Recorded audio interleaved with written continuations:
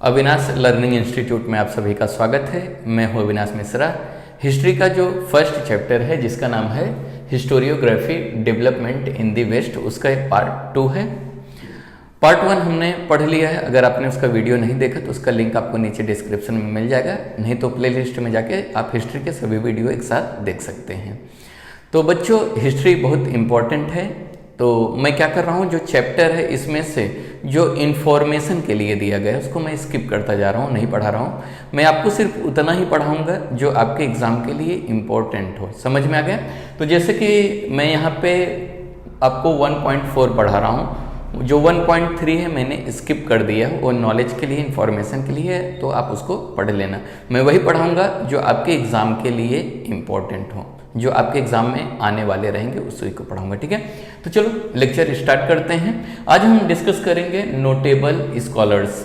Lecture start करने से पहले बच्चों, अगर मेरे इस चैनल को आपने सब्सक्राइब नहीं किया तो सब्सक्राइब कर लीजिए और इस बेल आइकन को जरूर दबाना ताकि आने वाला वीडियो आपको मिल सके। और जिन्होंने सब्सक्राइब कर लिया उसके लिए बहुत बहुत धन्यवाद। तो यहाँ पे देखते हैं नोटेबल स्कॉलर्स। नोटेबल स्कॉलर्स यानी कि जिन्होंने हिस्ट्री लिखने में बहुत हेल्प किया। स्कॉलर यानी जिन्होंने हिस्ट्री लिखा था, जिनको बहुत नॉलेज था। तो देखते हैं, the contribution of many scholars are important in the development of historiography. अगर हम बात करें हिस्टोरियोग्राफी, हिस्टोरियोग्राफी का मतलब होता है हिस्ट्री लिखना। तो बहुत सारे ऐसे पर्सन हैं, बहुत सारे स्कॉलर्स हैं जिन्होंने बहुत हेल्प किया डेवलप करने के लिए हिस्टोरियोग्राफी को, यानी हिस्ट्री लिखने में बहुत ही हेल्प किया है। तो उनके बारे में जानना बहुत जरूरी है। Let us have A look at the contribution of the few notable scholars। हम कुछ नोटेबल स्कॉलर्स के बारे में डिस्कस करेंगे जिन्होंने हिस्टोरियोग्राफी यानी हिस्ट्री लिखने में काफ़ी हेल्प किया है। तो जो पहले हैं जिनका नाम है रेने डेकार्ट। यहाँ पे एस जो है साइलेंट है, समझ में आ गया? इनका नाम क्या है? Renee Descartes. रेने डेकार्ट क्या कहते हैं, ठीक है, इनके बारे में आइए समझते हैं। Rene Descartes was the foremost among a scholar who insisted on verifying the reliability of historical documents by critically examining them।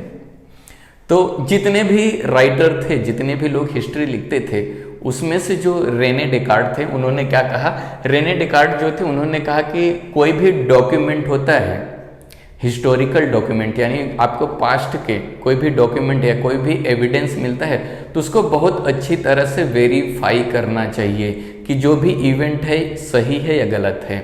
Example के लिए बता देते हैं कि मान लेते हैं आपको कोई तलवार मिलती है, तो तलवार किसकी है ये मालूम होना चाहिए। जब तक वो मालूम नहीं हो जाएगा तब तक उस तलवार के बारे में हिस्ट्री में लिखा नहीं जाएगा। फिर से समझो, यहाँ पे Rene Descartes was the foremost among the scholars. जितने भी स्कॉलर थे उसमें से जो रेने डेकार्ट थे उन्होंने किस पे इंसिस्टेड दिया, किसके ऊपर ज़्यादा ध्यान दिया, जिसके ऊपर ज़्यादा जोर दिया, किसके ऊपर?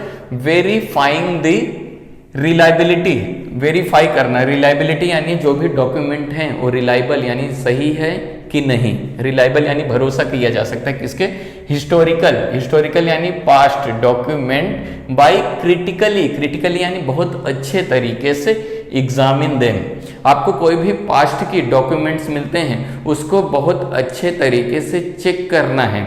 जब वो सही रहेगा तभी उसको अपने बुक में लिखना है, अदरवाइज नहीं लिखना है। ऐसा किसने कहा? रेने डेकार्ट ने कहा, ठीक है। Among the rules given by him in his book, जो उनका रूल है, रेने डेकार्ट ने कुछ रूल दिया, आपको हिस्ट्री लिखने से पहले कुछ रूल फॉलो करना पड़ेगा। उसका रूल्स उन्होंने एक बुक में लिखा। उस बुक का नाम है डिस्कोर्स ऑन द मेथड। याद रखना, discourse on the method book किसका है? रेने डेकार्ट का है, ठीक है, बहुत इंपॉर्टेंट है। Discourse on the method book किसका है? रेने डेकार्ट का है। उसमें उन्होंने हिस्टोरियोग्राफी यानी हिस्ट्री कैसे लिखनी है उसमें उन्होंने कुछ रूल्स लिख के दिए गए हैं। क्या रूल लिखा है, आइए डिस्कस करते हैं। The following is to be suppose to have a great impact on the scientific method research. आजकल जो हिस्ट्री लिखा जाता है उसमें ज़्यादा से ज़्यादा साइंटिफिक मेथड का यूज़ किया जाता है। तो हिस्ट्री जो होती है साइंटिफिक मेथड से नहीं लिखी जाती है, क्योंकि जो भी इवेंट हैं, पास्ट इवेंट हैं, वो पास्ट में हुई हैं। जो भी इवेंट हो चुकी हैं वहाँ पे हम थे नहीं। तो ये रूल देते हैं, क्या रूल देते हैं अपने बुक में डिस्कोर्स ऑन द मेथड में लिखते हैं, never to accept anything for truth till all grounds of doubt are excluded. वो बोलते हैं कि पास्ट की कोई भी चीजें हैं, जब हम अपने हिस्टोरियोग्राफी यानी हिस्ट्री लिखते हैं, नेवर टू एक्सेप्ट यानी कुछ भी एक्सेप्ट नहीं करेंगे। कब तक नहीं करेंगे? एनीथिंग, कुछ भी एक्सेप्ट नहीं करेंगे फॉर द ट्रूथ, जब तक कोई चीज सही नहीं होता तब तक हम उसको एक्सेप्ट नहीं करेंगे, यानी हम उस बात को नहीं मानेंगे। कब तक नहीं मानेंगे? Till all grounds of doubt are excluded. बोलते हैं कि अगर हमें कोई भी इंफॉर्मेशन पास्ट की मिलती है, अगर वो सही है तो ठीक है, अगर उसके ऊपर थोड़ा भी 1% भी डाउट है तो उसको हम लोग अपने बुक में नहीं लिखेंगे, ऐसा रेने डेकार्ट कहते हैं। रेने डेकार्ट क्या कहते हैं? पास्ट का कोई भी इवेंट के बारे में अगर आप लिखते हो, उसमें अगर किसी को थोड़ा भी डाउट है कि हाँ वो चीज गलत है, तो आपको नहीं लिखना है। जब तक वो सही नहीं है, ऐसा नहीं एक्सेप्ट हो जाता, तब तक आपको अपने बुक में या अपने हिस्ट्री के बारे में उसको नहीं लिखना है। रेने डेकार्ट एक बुक लिखा जिसका नाम है डिस्कोर्स ऑन द मेथड, उसमें एक रूल दिया। रूल क्या दिया है? नेवर टू एक्सेप्ट एनीथिंग, यानी कि कोई भी चीज हम हिस्टोरिकल इवेंट यानी पास्ट इवेंट को तब तक हम एक्सेप्ट नहीं करेंगे, तो कब तक नहीं करेंगे? Till all grounds of doubt are excluded, जब तक सारे डाउट्स क्लियर नहीं हो जाते, थोड़ा भी डाउट रहेगा कि हाँ ये चीज ऐसा नहीं हो सकता, तब तक हम उसको अपने बुक में नहीं लिखेंगे। ऐसा कौन कहा? रेने डेकार्ट ने कहा। ठीक है, अगला स्कॉलर देखते हैं कौन है। सेकंड स्कॉलर है वॉल्टियर। ठीक है, सेकंड स्कॉलर कौन है? वॉल्टियर। वॉल्टियर क्या कहते हैं? वॉल्टियर्स ओरिजिनल नेम, वॉल्टियर का नाम ही बहुत हार्ड है बच्चों, आपको प्रोनाउंसिएशन करने में काफी डिफिकल्ट होगा। इनका जो ये नाम ठीक है, वॉल्टियर तो अच्छा है, इनका ओरिजिनल नाम चलो देखते हैं। Voltaire's original name was Francois Marie Arouet. Actually इसका प्रोनाउंसिएशन है फ्रांसवा मरी अरुए, लेकिन आप इसको देखोगे तो आपको काफी डिफिकल्ट होगा प्रोनाउंसिएशन करने में। ठीक है, देख लेना, घर वालों ने इनका काफी नाम जो था काफी डिफिकल्ट रखा था, पता नहीं इनको बुला पाते होंगे कि नहीं, तो आप इनको इसी नाम से जानना, वॉल्टियर। ठीक है, वॉल्टियर का ओरिजिनल नेम क्या था? Francois Marie अरुए। He was French, ये कहाँ के रहने वाले थे? फ्रेंच के रहने वाले थे। वॉल्टियर कहाँ के रहने वाले थे? फ्रेंच के रहने वाले थे। He opined that along with objective truth and chronology of historical event considering the social tradition. इन्होंने क्या बताया? इन्होंने एक व्यू ऑफ पॉइंट दिया, इन्होंने भी कुछ रूल्स दिया। क्या दिया? He open that along with objective, इन्होंने एक ऑब्जेक्टिव रखा किसका? ट्रूथ का, and chronology of historical event. Historical event कैसा लिखा जाता है? क्रोनोलॉजिकल ऑर्डर, यानी कि पहले क्या हुआ था, उसके बाद क्या हुआ था, उसके बाद क्या हुआ था, उसके बाद, इसे बोलते हैं क्रोनोलॉजिकल ऑर्डर। यानी सबसे पहले क्या हुआ था, उसके बाद क्या हुआ, उसके बाद क्या हुआ, इसे क्या कहते हैं? क्रोनोलॉजिकल ऑर्डर सिस्टम से। जैसे कि 1 तारीख को क्या हुआ, 2 तारीख को क्या हुआ, 3 तारीख को क्या हुआ, इसी सिस्टम में आपको हिस्ट्री लिखना होता है। ठीक है, ऑफ हिस्टोरिकल इवेंट कंसिडरिंग, ये बोलते हैं कि ठीक है आप तो जो लिखते हो क्रोनोलॉजिकल ऑर्डर वो सब ठीक है, लेकिन हमें हिस्ट्री में कुछ और बातें लिखना जरूरी होता है। कौन कौन सी बातें लिखना जरूरी होता है? वो बोलते हैं हमें हिस्ट्री में सोशल ट्रेडिशन के बारे में लिखना चाहिए, यानी पास्ट में जो पास्ट के इवेंट हैं, जो ह्यूमन लाइफ थी, उनका सोशल कंडीशन कैसा था, यानी सोशल ट्रेडिशन कैसा था, उस समय के जो परंपरा थी, रीति रिवाज था, उसके भी बारे में हमें हिस्ट्री में लिखना चाहिए। हिस्ट्री में हम ज़्यादा से ज़्यादा किसके बारे में लिखते हैं? किंग्स के बारे में लिखते हैं या पॉलिटिकल अफेयर्स के बारे में लिखते हैं।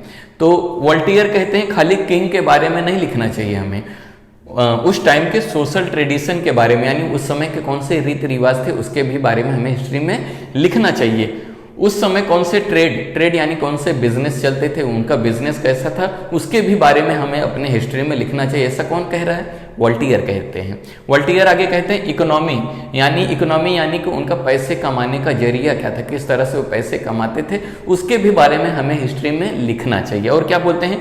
एग्रीकल्चर, यानी कि एग्रीकल्चर उनका कैसा था, एग्रीकल्चर कैसे करते थे, क्या क्या उगाते थे, उसके भी बारे में हमें हिस्ट्री में लिखना चाहिए, ऐसा वॉल्टियर कहते हैं। ठीक है, etcetera was also equally important in historiography. Historiography यानी हिस्ट्री लिखना, वॉल्टियर कहते हैं जब हम हिस्ट्री लिखते हैं तो ऐसा जरूरी नहीं कि हम किंग्स के बारे में लिखें या पॉलिटिकल अफेयर्स के बारे में लिखें। इन्होंने एक ऑब्जेक्टिव लिखा, अगर हम हिस्टोरियोग्राफी लिखते हैं तो उसमें हमें क्या क्या इंक्लूड करना होगा, हमें सोशल लाइफ के बारे में लिखना होगा, उस टाइम के जो ह्यूमन लाइफ थी उनका रीति रिवाज, उनका ट्रेडिशन क्या था उसके बारे में हमें अपने बुक में लिखना चाहिए, ट्रेड के बारे में यानी बिजनेस के बारे में लिखना चाहिए, इकोनॉमी यानी वो लोग पैसा कैसे कमाते थे वो लिखना चाहिए, उनका क्या क्या एग्रीकल्चर था उसके बारे में भी हमें हिस्टोरियोग्राफी में लिखना चाहिए। हिस्टोरियोग्राफी यानी जो हम हिस्ट्री लिखते हैं उसे क्या कहते हैं, हिस्टोरियोग्राफी कहते हैं, ठीक है। It gave to rest to the thought that understanding all aspect of human life is important for history writing. इन्होंने बताया कि अगर हम ह्यूमन लाइफ के बारे में लिख रहे हैं तो हमें ऑल एस्पेक्ट यानी इंसान के सभी चीज़ों के बारे में लिखना चाहिए। ऐसा नहीं कि कोई पर्सन बहुत ग्रेट था तो उन्हीं के बारे में लिखा जाए, वहाँ के सोशल लाइफ के भी बारे में लिखना चाहिए, ह्यूमन लाइफ के पूरे कंडीशन के बारे में हमें हिस्टोरियोग्राफी में यानी हिस्ट्री में लिखना चाहिए। ऐसा कौन कहता है, ऐसा वॉल्टियर कहते हैं, ठीक है। दस ये बहुत इंपॉर्टेंट है, thus it is said volunteer was the founder of modern historiography. इन्होंने बताया कि हिस्ट्री में ह्यूमन लाइफ के बारे में पूरी डिटेल्ड इंफॉर्मेशन होना चाहिए, इसीलिए इनको क्या कहते हैं, volunteer was the founder of modern historiography. इनको मॉडर्न हिस्टोरियोग्राफी कहा जाता है क्योंकि इन्होंने क्या किया, सिर्फ लड़ाई झगड़े के बारे में नहीं लिखा, किंग के बारे में नहीं लिखा, ह्यूमन के पूरी ऑल एस्पेक्ट ऑल ग्राउंड्स के बारे में इन्होंने लिखा अपने बुक में, इसलिए वॉल्टियर को क्या कहा जाता है, मॉडर्न हिस्टोरियोग्राफी कहा जाता है। याद रखना इंपॉर्टेंट है, फिल इन द ब्लैंक में आपको मिल जाएगा। आगे समझते हैं, थर्ड जो स्कॉलर हैं उनका नाम है जॉर्ज विल्हेम फ्रेडरिक हेगेल। नाम क्या है, जॉर्ज विल्हेम फ्रेडरिक हेगेल। इनके बारे में आइए डिस्कस करते हैं। Hegel was German philosopher. Hegel जो थे कहाँ के रहने वाले थे, जर्मन के रहने वाले थे, जो कि एक फिलोसॉफर थे। ही इंसिस्टेड यानी कि जोर देना, ध्यान देना, ठीक है।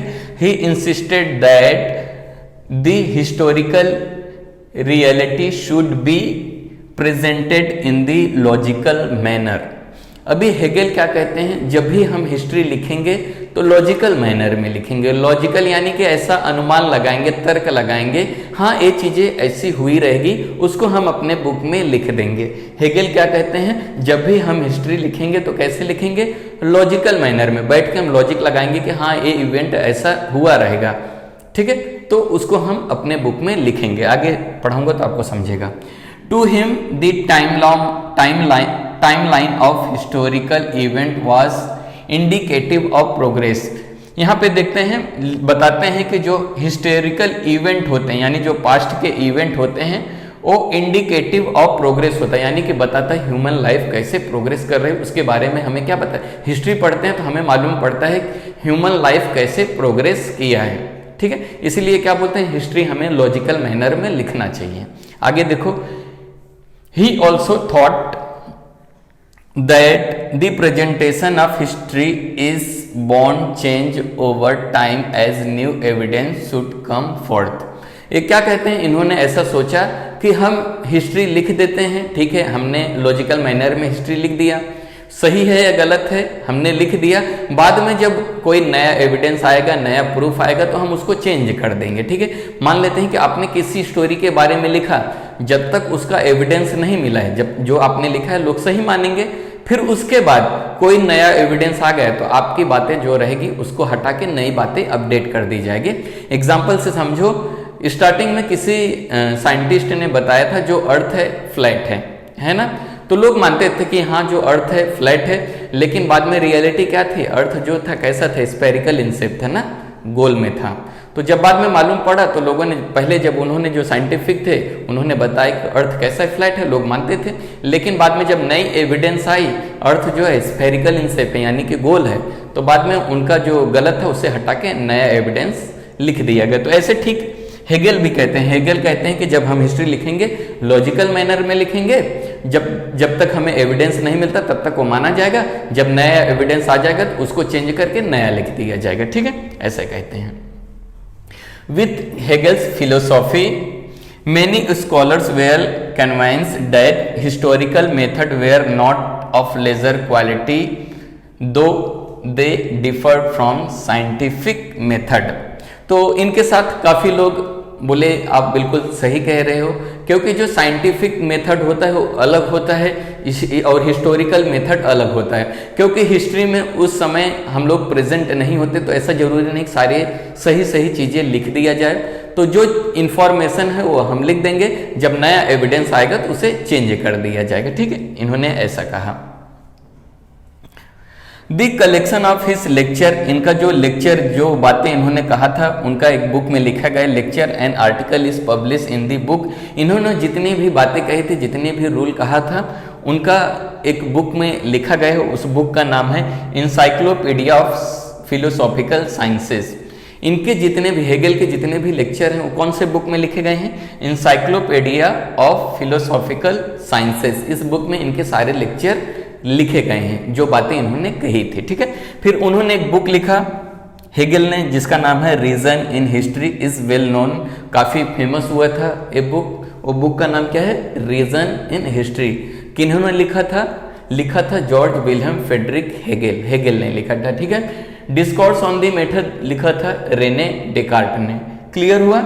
और जो फाउंडर ऑफ मॉडर्न हिस्टोरियोग्राफी किसको कहते हैं? वॉल्टियर को कहते हैं। तो ये था बच्चों सेकंड पार्ट। मैं बहुत जल्दी आपको थर्ड पार्ट पढ़ाऊंगा। वीडियो कैसा लगा कमेंट करके जरूर बताइए। वीडियो देखने के लिए धन्यवाद।